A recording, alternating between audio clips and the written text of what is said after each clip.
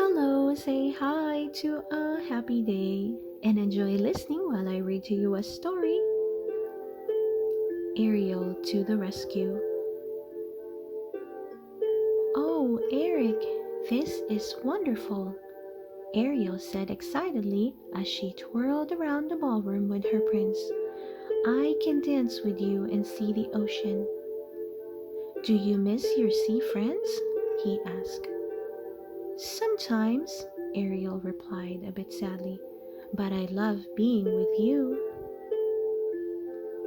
Bright and early the next morning, Prince Eric saw Ariel walking along the beach. He caught up to her, and they strolled together along the sand. The prince knew Ariel was hoping to visit Flounder and Sebastian, as well as her other friends from the sea, but they were nowhere to be found. Ariel and Eric watched the waves crash onto the shore. It's rough out there today. If I were a fish, I think I might be too scared to come close to shore, the prince said gently. Don't worry, Ariel. We'll figure out a way to bring together the land and the sea. At dusk, Ariel went to Eric. I was thinking about what you said earlier, she said. I want to show you something. Ariel led the prince to the quiet lagoon they had rowed in long ago. Do you think my friends will feel safer visiting me here? She asked. Eric rubbed his chin. Maybe. He had an idea, but he wanted to make sure it would work before he said anything to Ariel. A few weeks later, Eric found Ariel walking along the beach again. Come with me, he said. I have a surprise for you. He took her to the lagoon. The first thing Ariel noticed was that it now had a big wall around it. The wall would keep out dangerous sea creatures such as sharks, but it also had a gate so that Ariel's friends could enter the lagoon. In fact, Flounder, Scuttle, and Sebastian were there to greet her. Isn't this a great idea? Scuttle asked. I helped, you know. Ariel was thrilled.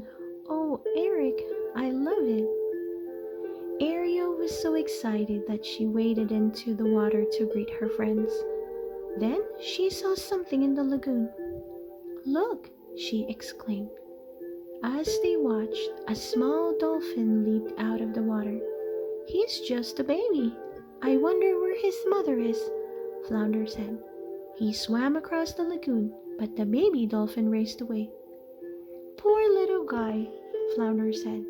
He seems scared to me.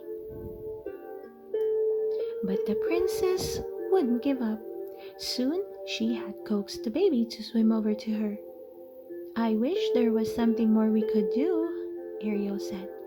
I bet his mother is on the other side of that wall. Don't worry, Flounder said. We'll find her.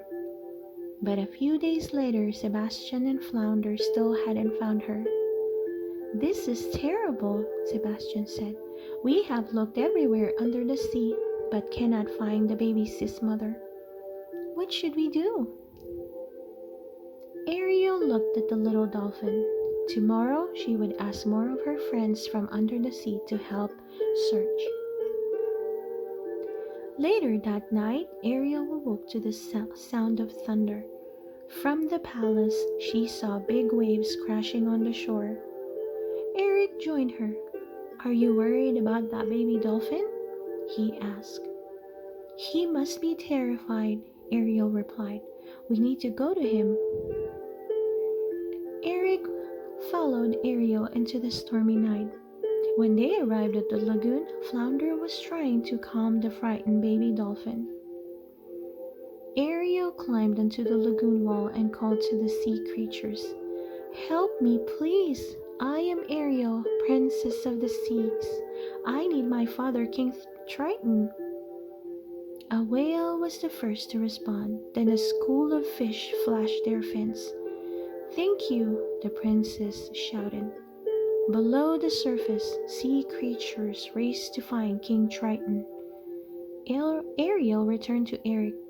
I know my father will be able to help, she told him. While they waited, Eric jumped into the sea and led the dolphin to calmer waters. Suddenly, there was a flash of light. King Triton had arrived. The storm quieted down. The baby dolphin's mother was at the lagoon gate, frantically trying to get in. Oh dear, Ariel exclaimed. The gate won't open.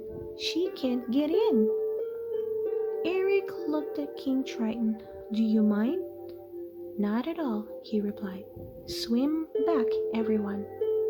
He raised his trident and blasted down the wall. The dolphins swam to each other, then the baby went to Triton to thank him. That night the moon rose, but there was no royal ball at the palace. Instead, Eric and Ariel returned to the lagoon.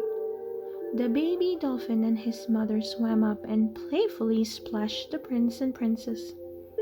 I think that means we are forgiven, Ariel said with a laugh.